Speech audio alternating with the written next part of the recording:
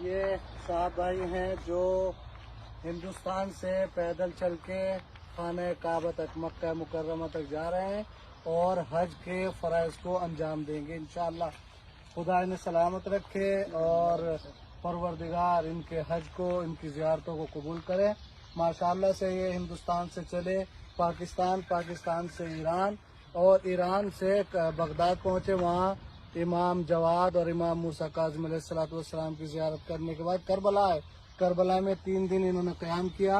اور امام حسین علیہ السلام کی زیارت سے فارغ ہو کے یہ پیدل نجف گئے، مشی کی انہوں نے، اور پھر آج صبح نجف سے کربلا امام حسین کی زیارت کا قصد کر کے پیدل چلتے ہوئے جا رہے تھے، اور خدا نے ہمیں یہ موقع دیا خدمت کا کہ آج یہ ابھی کچھ دیر پہلے ہمارے موقف باب الحسین 820 پول نمبر پہ پہنچے ہیں، اور اب جو ہے ہم انہیں بتائیں گے کہ ہمارے موقف میں ہم ان کے موقع پہ کس طریقے سے انجام دیتے ہیں خدمت زائرین ابا عبداللہ علیہ السلام کی۔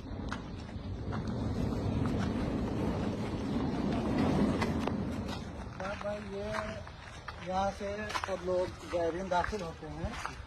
ادھر وہ جو کمرے سامنے آپ دیکھ رہے ہیں وہ